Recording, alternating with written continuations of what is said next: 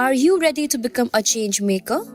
Our 48-week postgraduate program in public policy or the PGP may be just the thing for you. This hybrid program is designed to give you both the theoretical foundation and hands-on experience needed to excel in policy making. With a mix of expert-led webinars, in-person workshops, and policy simulation exercises, you'll gain real-world skills along with personalized mentorship.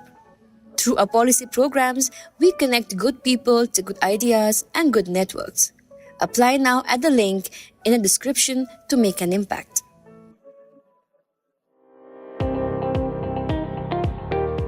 Welcome to All Things Policy, a daily podcast by the Takshashila Institution.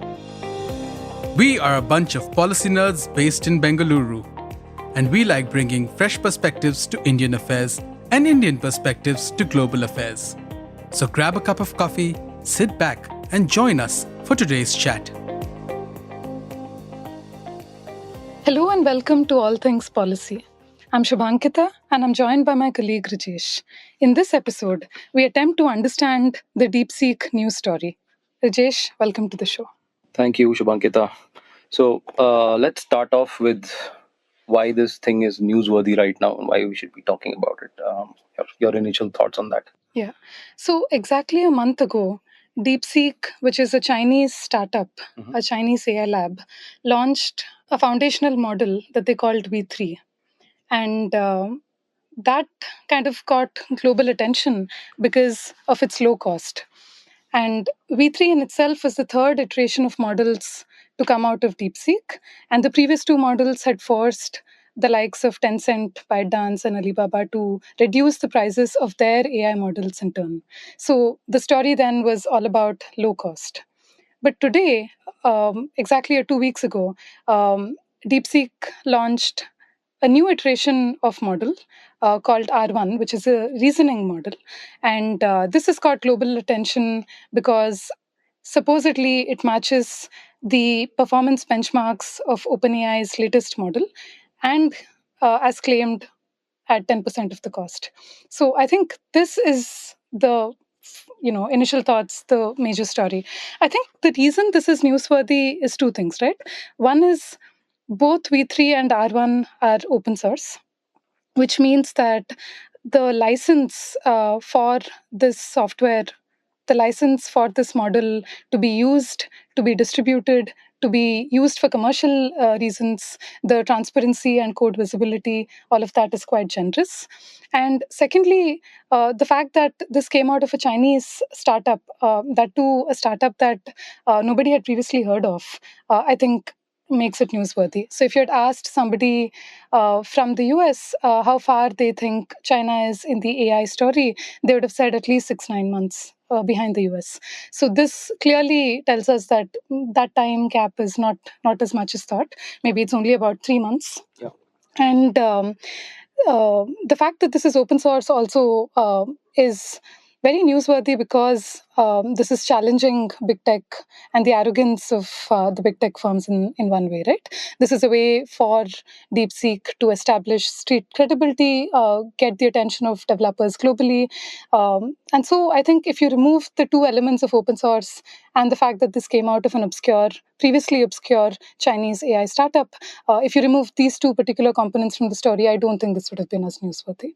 Well, okay. I think there's also the other immediate thing that, the release of DeepSeek caused billions of dollars of market cap loss in the market as the markets reacted to, say, Nvidia's valuation and what they thought would happen to the rest of the company. So that also makes it newsworthy. Just one point of correction I want to make. It's not true that DeepSeek is obscure. People who are in the AI space who are building frontier models, they are aware of DeepSeek because from the time they launched V1, which was almost a year back, they've been doing interesting things. But you're right. I think one of the reasons for the market cap dropping so much is because all of a sudden this new release of the R1 reasoning model and the costs that they've claimed has suddenly made it clear that perhaps the gap is not as much as previously thought. So I think this is a good time. One of the other cool things about DeepSeek is that it's actually part of a hedge fund in China, right? And I know you're aware of the space. So maybe you can tell us what is so special about that hedge fund and how has that helped DeepSeek? Yeah. So this is a startup slash research lab facility that's solely owned and funded by a Chinese hedge fund called High Flyer. And this company has been around for more than a decade, right? DeepSeek in itself is incorporated just about 2023. But High Flyer, the hedge fund, has actually been doing really cutting edge AI work for more than a decade. They use this for algorithmic trading, they use this in their own investment strategies. So they have actually been working on AI and using AI pretty much end to end, right? I mean, from data collection, processing to algorithmic trading and portfolio construction, pretty much end to end operations, they've been using AI. And this has been going on for more than 10 years.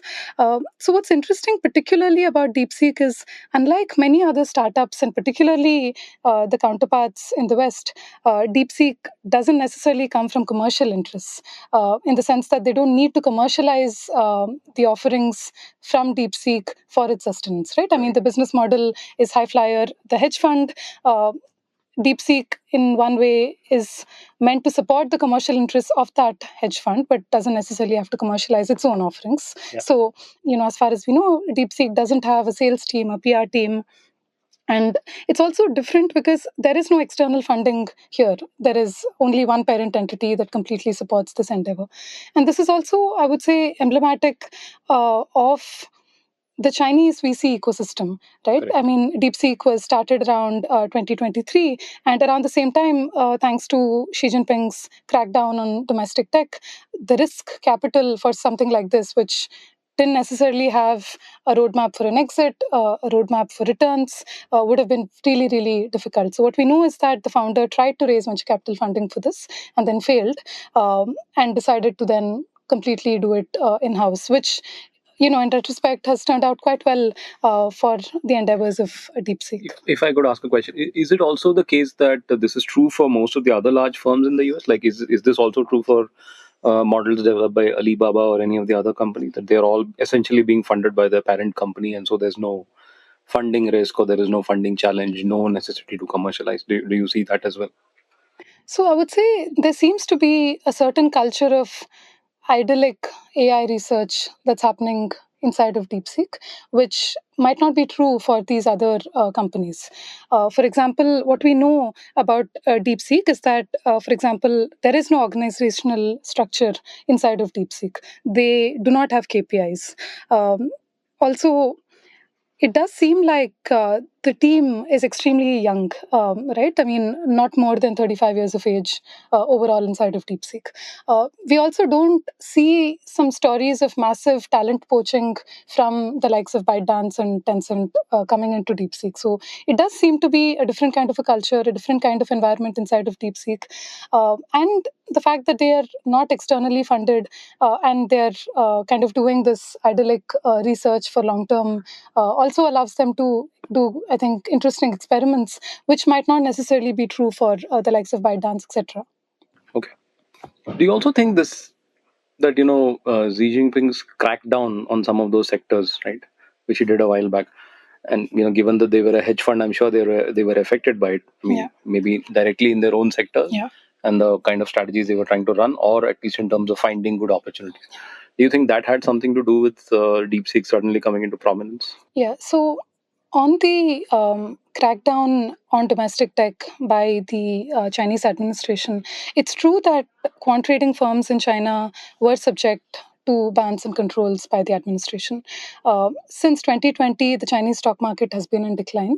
And, this is not in line with Xi Jinping thought on culture and common prosperity of the people, right? So I think his view seems to be that these hedge funds were profiting at the cost of retail investors and making the entire stock market in some way a little less attractive because they were profiting off them. And so there seems to have been a crackdown on quant trading firms in general, and multiple firms were shut down. Many of them had losses, and High Flyer, we know, also suffered losses during this crackdown. So I think there is an element of creative insecurity, as it were, right? So this is a theory that was proposed by Mark Zachary Taylor in his book, The Politics of Innovation. And he says that a nation's science and technology mission is likely to get high priority when faced with external threats.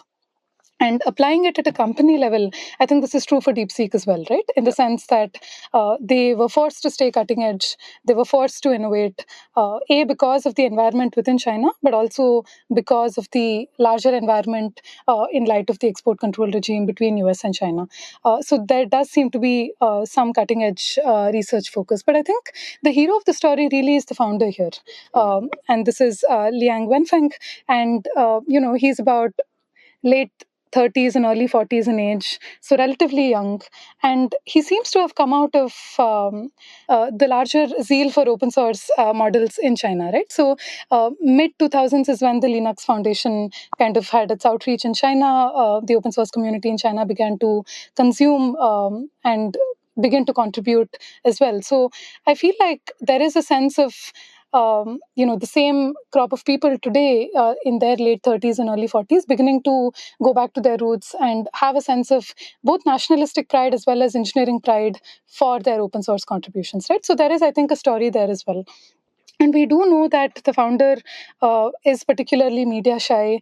He's been described as somebody who is trying to raise money for this venture, but was unable to necessarily articulate his vision. It seemed too idyllic for the investors at the time. He was described as too nerdy with, a bad hairstyle. So we do know that this seems to have been his personal project that he was then able to fund because the company was doing well. And also the alpha that hedge funds in China are able to make as compared to Chinese hedge funds is actually quite higher. So, we know for a fact that the returns in Chinese hedge funds are higher than their US counterparts. So he seems to have benefited in that margin as well to then be able to support some of these private aspirations. And what we know for fact is that Highflyer reinvests 70% of their annual revenues into R&D. Yeah. So this is, really, really high private sector R&D funding ecosystem as a whole. And this seems to be also true for other companies like Huawei in general, right? So we do see really, really high reinvestment rates into R&D. So this seems to be coming out of that as well. Just to be clear, they're not reinvesting 70% of their R&D into building LLM. They're investing 70% into all of their research, including for their quant models and whatever else they're doing. Correct. Yes, correct. Yeah. Yeah, so I think that's the broader interesting story coming out of China. We also know that the founder, even prior to the export controls being levied, actually imported a lot of compute back when it was still legal from the US. And for many people at the time, including the founder's own business partners, it didn't make sense why they would do this. So it does seem like this is him coming out as the hero of the story, looking very far-sighted and very long-term vision oriented. Yeah. I want to come to you and ask you on the technical front, why do you think this model is noteworthy? So I think on the technical front, this is a very interesting achievement because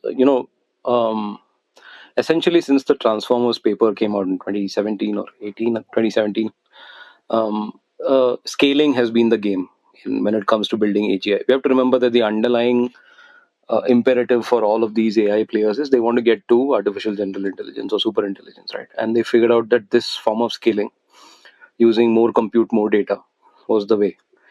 And if you talk to people, as they call people who are scale pilled, who still believe firmly in scaling, they will still tell you that that is the way, that you need more compute and more data. But the way in which you use that for training has changed. You've gone from doing pre-training, where you train on large data sets, to something called post-training, where you do, or rather test time compute, as they call it, right? Where during inference, you spend a lot of time thinking, where the model reasons, uses tokens to reason, and then based on that gives you an output, which has improved it. And along those lines, what DeepSeek R1 in particular has shown is that you can use reinforcement learning, which is a method which previously has not succeeded, to also train a model. That's where their whole, the low training cost idea comes from. So that's why it's a technical breakthrough, where they've finally shown that given a certain compute size, a certain data set size, if you use reinforcement learning smartly, you can create reasoning models. So that is that probably suggests that there may be cheaper ways to get to reasoning models than the previous. It's a new approach. It's a new addition to the toolkit. So therefore, it's very interesting for everyone. And of course, it's open source. They've been very generous with their technical details. I think the sources available, the technical papers are quite detailed. So it's almost guaranteed that if there's anything in their paper that the other companies have not been doing, they'll definitely start doing it now. So overall, it's a huge kick up for the entire ecosystem. Yeah. What do you think about the claim that the model was trained on, say, about 6 million or so, right? I mean, this is particularly for V3, but even for R1, we know that, the claim is that it's at least 90 to 95% cheaper than OpenAI. Correct. Yeah. So I think, it's not entirely wrong, but they have specifically said it that their final training cost was 6 million for V3. So their final training cost is the last, it's like you don't get to that final training run before doing a lot of experimentation, right? So they've not included the costs of all of that experimentation. Correct. But, let's say you're off by one order of magnitude and it was not 6 million, it was 12 million. That's still very, very cheap compared to what people have been saying. So I think, it is cheap. And of course, there are some analysts who pointed out that maybe they faked the number because they don't want to indicate that they had access to compute they were not supposed to have. I personally don't know if that's true or false. I tend to believe that, since they were a quant shop for a long time, they've had enough time to acquire compute. It may not be the most cutting edge compute, but possibly one of the things that this technique has shown is you don't need cutting edge compute if you have a different approach. Correct. Right? And they've also done other optimizations, right? So all of that together means maybe they did not need cutting edge NVIDIA GPUs, which is also one of the reasons why NVIDIA's market cap has dropped so much, right? Because people have probably thought that, okay, maybe they won't have demand going forward. So I think the 6 million number is probably not entirely accurate. If you count the overall experimentation cost, it will be more. If you really look at it from a capex perspective, we don't actually know the cost of hiring all these smart minds who are working there, right? If you really put a cost to the time that they spent on building this, it may be quite a lot more than that. But I don't think we should worry about that. I think the interesting thing is that the final training cost only took 6 million. And what that means is now that a lot of other people can now probably afford to do that kind of a training run. And I think that's important. So, in any case, because this was funded by its own parent company, these numbers, it's very hard to tell exactly what it was. Yeah. And in any case, we should be comparing likes to likes, right? We should be comparing, like you said, the full cost that led them to eventually come here versus what we know to be. Equally, when an OpenAI says that something costs them 50 million, they aren't actually telling us what that 50 million comprises of, right? Sure. So it's until unless they come up with the detailed breakdown of everything, I don't really know how you compare. Sure. Okay. Also, now that this is a step up for the global AI community, where do we go from here? What do you think has now been made possible that previously was not? Well, first of all, it's a huge boost for the open source community. I think within weeks of the release of R1, we've seen so many different versions of the R1 model itself distilled in many different ways. There have been people who have, because initially a lot of people were not sure about the costs. Many people went in, they looked at the technical papers and they tried to validate it by redoing the training, which is only possible in an open source or in an open weight model, right? So all of that has happened. And what this means is that all of this knowledge, these techniques have sort of diffused into at least the broader ecosystem. And even if you look at India, all of a sudden in India, that the spike has gone up, right? Where most people in the Indian ecosystem are saying, oh, we shouldn't build our LLM. Now we've turned around and started saying, oh, we should build our LLM because it's like in the last century, like Roger Bannister broke the 4-minute mile. Till he broke it, nobody had run a mile in 4 minutes. And after he broke it within a year, I think a dozen people ran it. So it's like that. Now that DeepSeek has shown us that this new method is much cheaper and viable, a lot more people will experiment with that. We should see a lot more innovation coming. So I think it's overall very good. I personally don't agree with the NVIDIA market cap dropping so much because the idea that this somehow means obviously NVIDIA, the market cap dropped because the valuations were just way too high and there's just some reset in the valuation. I don't think the business model is broken. You still need GPUs. NVIDIA is still the best at it. They still have the best ecosystem. In the long run, there will be demand for NVIDIA. So I think overall it's a great boost. I think it'll just create more technical innovation in the space, right? And do you think this necessarily means that the costs of what OpenAI would offer tomorrow would have to be slashed for OpenAI and the likes to be competitive? Do you think the accessibility in terms of cost for everybody? So OpenAI has already started to slash some of the costs of their offerings, right? If you see, I think O3 Mini, which is their latest reasoning model, is already available on they've increased the limits a lot. I believe it's already showing up on the free tier. I know on Perplexity you can use O3 Mini directly on the free version for what of you. So clearly prices have dropped. Uh, the question is how much better is O3 to R1, which I think it is. It is better. In fact, the Anthropic CEO, Dario Amodei, right? He basically made a comment that R1 is great, but they are still about 6 months behind where the cutting edge of our models are. I think he meant him and Anthropic and OpenAI. So that gap may still exist. We really don't know. I mean, I know that the latest deep research version that OpenAI has launched has an interesting data set called the Last Challenge or something. Humanity's Last Challenge. It's called. It's specifically meant to challenge. So in that, the latest deep research version is already at 23% solving. Whereas even O3 was at 10%. So that's a huge jump. And R1 is at about 9%. So, yeah, so I mean, I think, I don't think that'll change by much, So, it'll still be going on. There's still a lead. I think the way the US and the rest of the world will continue. I mean, it'll continue. I mean, I think the competition we're still way away from the end of that competition. Sure. So this is the first leg. There's going to What be it's shown multiple. is that the Chinese are a viable competitor, which I think a lot of people suspected, but now it's clear that Now they it's are clear. definitely viable.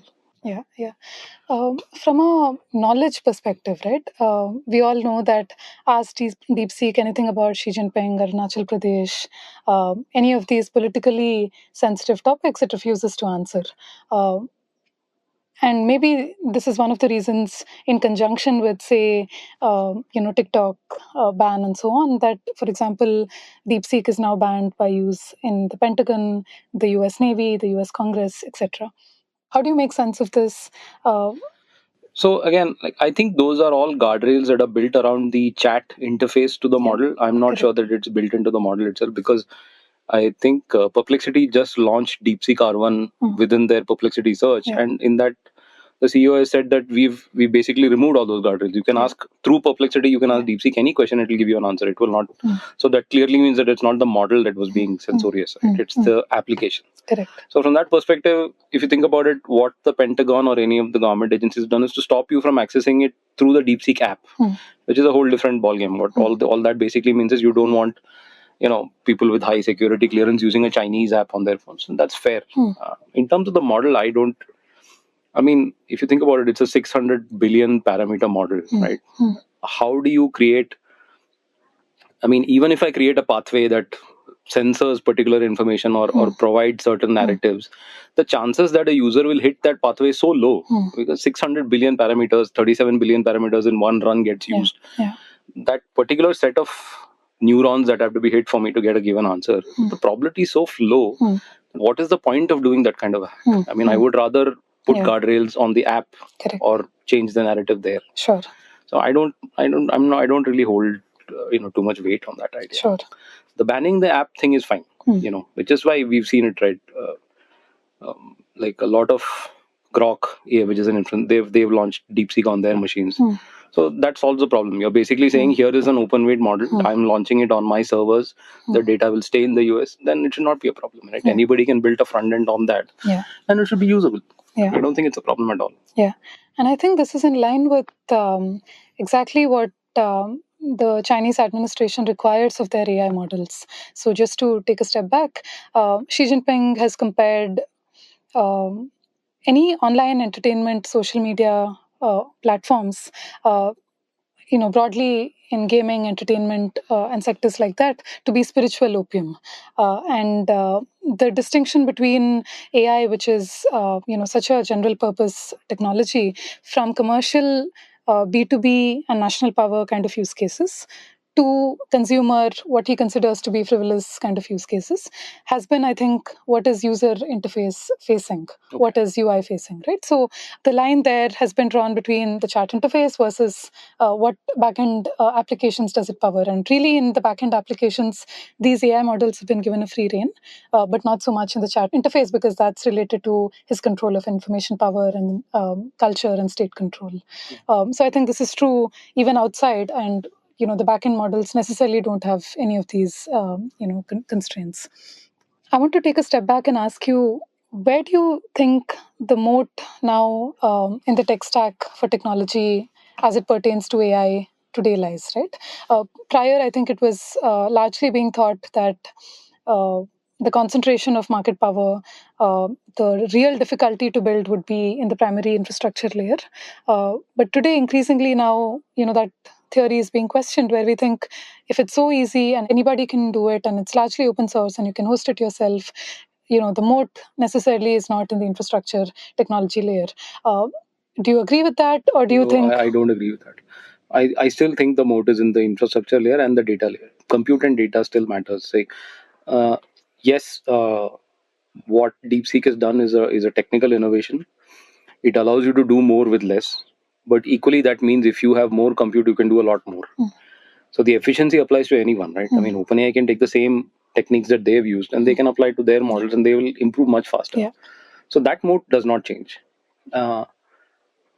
What does change is that it's not quite as easy to commercialize because I may be a smaller player who may not have a Stargate project behind me, with $500 billion proposed to be spent on compute. But I might be able to use some of these techniques to come up with a model on which I can put a wrapper and have something usable for 90% of the population. So you can, how much more do you need to charge to be so that people are willing to pay you $200 a month? That is the question. And maybe the use cases for the $20 a month becomes now use cases at $10 a month. So there should be a price reduction, which is good. It actually expands the market. But I still think the moat stays the same, at least for the moment, right? I mean, some of the cool things that people are doing around synthetic data generation, all of those are moats. They will not go away. I mean, like, you're increasingly getting to a place where everybody is pretty much trained on all the public data on the internet. And more data on the internet is now being produced by AI. So you have that feedback loop, which, destroys the value of the data. So the more you have synthetic data, that you know how to build good synthetic data, curated data sets, that is a moat that doesn't go away. And it's not as simple as people might imagine. You have to spend a lot of time and money and figure out how to do that, right? Yeah. Those modes will stay. I don't think they will change. But yeah, for smaller players, for a lot of use cases, it does make sense now to say just fine tune it, just use some simple techniques to just build a smaller model that works for you, and that's good enough. So in that sense, it's good. And what about getting these models to then be useful in the application layer? Building vertical applications focused for a specific industry on a particular use case. Do you think that has gotten easier? Or do you think the challenge in getting AI to work continues? It continues in, I mean, see, it's still not a generalizable intelligence, right? I mean, again, let's remember that the end goal for all of them is to get to some form of generalizable intelligence. It still isn't. Even with the reasoning models, they reason very well on a closed reasoning domain. Like they'll do good at math, they'll do good at coding, they'll do good at logic. So in these three areas, like, you can see, a lot of people saying that they help with a lot of high-end math research now. They obviously are doing very, very well as coding assistants, right? And again, logical reasoning stuff, they'll do well. But that still is not generalizable. So we'll see a lot of interesting applications come out in some areas, image generation, stuff like that. Maybe they get more creative. Maybe they hallucinate a little bit less, and that makes it more useful. So those things can happen, but I still, from the end goal that people have, that this is a generalizable form of intelligence, I don't think we're there yet. Sure. So I still think what kind of applications come out of it is still an open question. Sure. The closest I've seen as a good application is Perplexity, which is which is an interesting way to do search. And I've actually moved away from using Google to using Perplexity for most of my searches. Which I mean, if you had asked me a year back, I would have thought no. I mean, I still think I would. So that, for example, puts into question Google's own business model. Some of those things might happen in areas like image generation or creative text writing and stuff like that. You might see applications come through. But I haven't seen anything much more than that yet. Got it. Where does India stand in all of this, right? I think since the launch of the R1 model, there's been a lot of introspection in India as to why something like this did not come out of one of India's technology hubs. And the fact that we almost had a defeatist mentality into some of these things, almost kept ourselves away from working on it, also has now come into question, and now we're asking ourselves if that was right or wrong. But regardless, where do we go from here? Any particular takeaways for India? I mean, Yeah, it's a question that bothers me too. I agree that India has been fairly defensive in its approach. When we've said that maybe we don't need to build LLMs in India, we should focus on the applications piece of it. Um, yeah, I mean, in hindsight, then now imagine a counterfactual where DeepSeek had never come out. Many people would have said, yeah, we should not do LLMs. It's only because they have now proved something that we think, oh, we've missed an opportunity, right? But in some way, if you think about it, that is the problem of being at the cutting edge of an emerging technology. Yeah.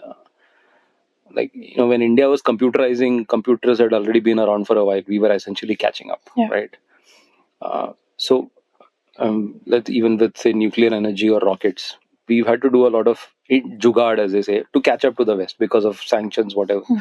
I think this is the first time where India is in a place where we have capital, talent, and we are participating and watching an emerging tech do new things, and we're just not used to it. We are used to catching up. But when you're here, we are now in a position where if we want to, we could participate right on the edge of it. But that requires taking different choices.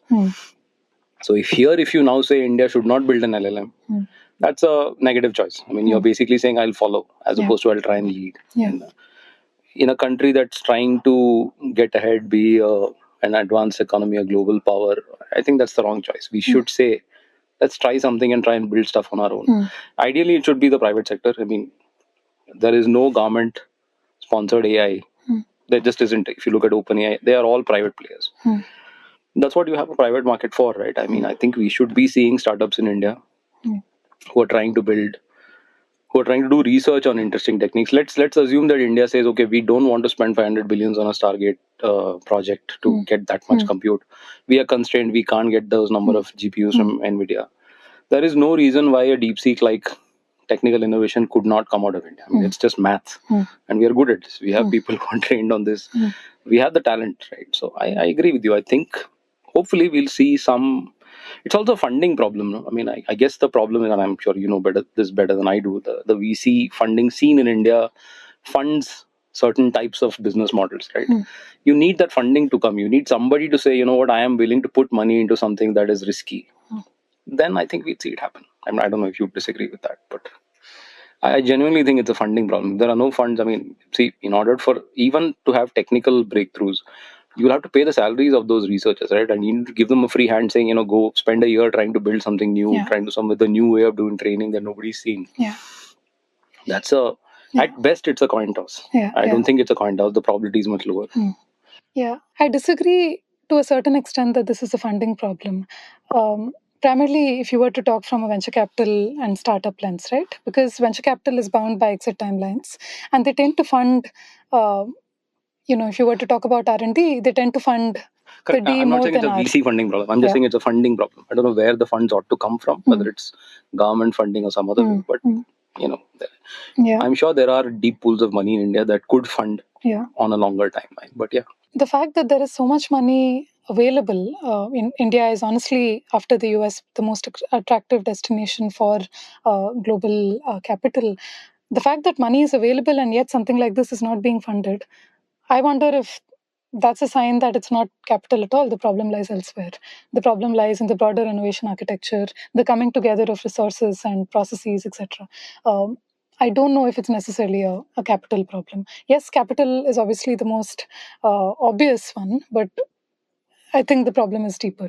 Okay. So, for example, let's think about the broader R&D and deep tech journey in India, right? So we started out first by services offerings coming out of India. So this is the likes of Wipro, Infosys, starting out in the 90s. And then early 2000s, we had the offshore centers of US-based product companies in India, the likes of Yahoo and Google and Microsoft beginning to set up offices in India. And I think jump a decade and we see Indian own product companies coming out, right? So 2015, the big story really was the acquisition of Flipkart, which was an e-commerce product company focused on Indian market. I think it's only today that we are beginning to even see some signs of early stage deep tech startups coming out of India, right? So if you look at the last 30 years, cutting edge research coming out of the private sector was really a footnote in the entire story. Indian advances, and this is going back to the creative insecurity piece that we were earlier talking about. Indian advances in cutting edge research came, during the Cold War era, in some sense, right? Prior to the Pokhran testing, as it pertains to nuclear technology, space as it pertains to ISRO. So it was during that era that we had really, really focused government spending in some of these sectors. And somewhere along the line, I think both private sector and public sector in India have lost the plot. So today we are in extremely early stage deep tech for India, but it might at least take 10, 20 years for early successes from this to come out. And then maybe the entire ecosystem will wake up and say, there's so much money to then be made out of India. And then maybe the coming together of both capital and processes come together. It's a tough question, but it's very clear that we are not there, and we are miles away from not just China, but the broader cutting edge research landscape globally. And catching up is something that we have traditionally done, but I wonder if we could lead in some areas than the others. Yeah, we could. I mean, I think, as you were saying, right, it's a mindset thing. I mean, I'm sure there are companies that do have the funds to say, yeah, let's give it a shot. Let's try and build an LLMs in scratch out of India. It's not even that at worst it will fail, because frankly, it's just an engineering problem at this point. You're not doing science anymore, right? So why not? I mean, I actually think India should try and build its own LLM. Yeah. And this could be focused on regional languages, Indian specific use cases, or just an Indian model that does exactly the same reasoning, math that these other models do.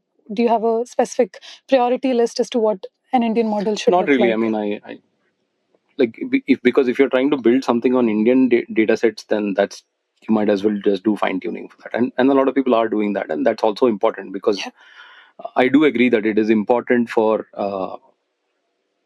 AIs that can handle Indian languages and can be localized to specific situations should exist.